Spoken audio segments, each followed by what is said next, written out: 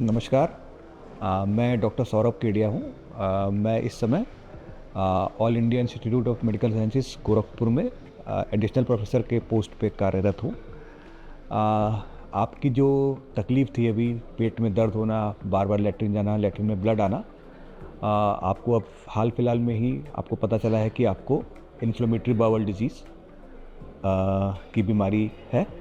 Inflammatory bowel disease दो तरह की होती है, अल्सरेटिव कोलाइटिस एवं क्रोन्स डिजीज़। और आपको अल्सरेटिव कोलाइटिस के बारे में पता चला है कि आपको ये बीमारी है।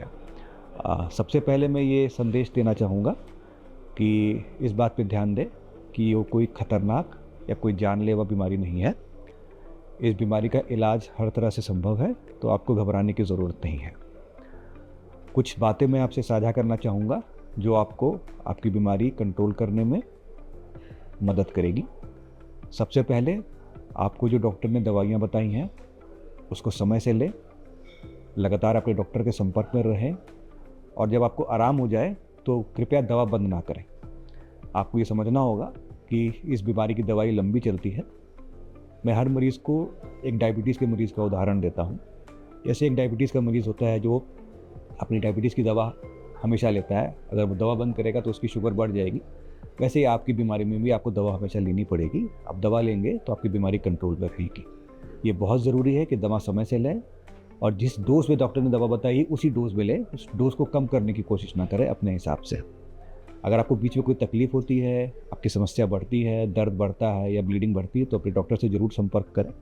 वो ये ज़रूर जानने की कोशिश करेंगे ऐसा क्यों हुआ है, किसी और बीमारी के कारण, किसी दवाई के कारण, दवा के डोज के कारण, और जो भी कारण हो, ताकि उस हिसाब से आपकी जांच की जाएगी और उस हिसाब से आपकी दवाइयाँ बदली जाएंगी। दवा के साथ साथ और भी ऐसी कई सारी चीज़ें ज़रूरी हैं जो आपके इलाज में मददगार हो सकती हैं। खाने पीने में आप लोगों के मन में काफ़ी सवाल होते हैं, हमें क्या खाना चाहिए और क्या नहीं खाना चाहिए।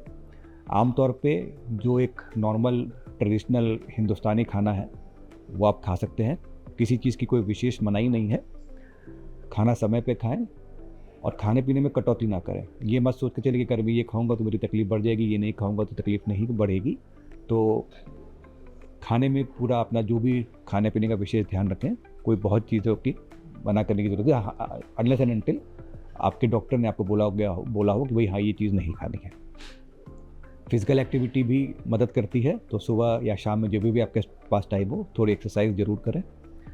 समय पे सोएं, समय पे उठें। अपने और जो भी आप काम कर रहे हैं, जो भी आपका काम है उसको बंद ना करें। अपने काम पे अवश्य जाएं, अपने दोस्तों के साथ जाएं, अपनी फैमिली के साथ बात करें। आपका कभी बाहर जाके खाने का मन हो वो भी आप कर सकते हैं। किसी तरह की कोई एक्टिविटी आपको बंद करने की ज़रूरत नहीं है। आप एक नॉर्मल आदमी की तरह बिल्कुल अपना जीवन को बिताएं। मेरे और नमस्कार।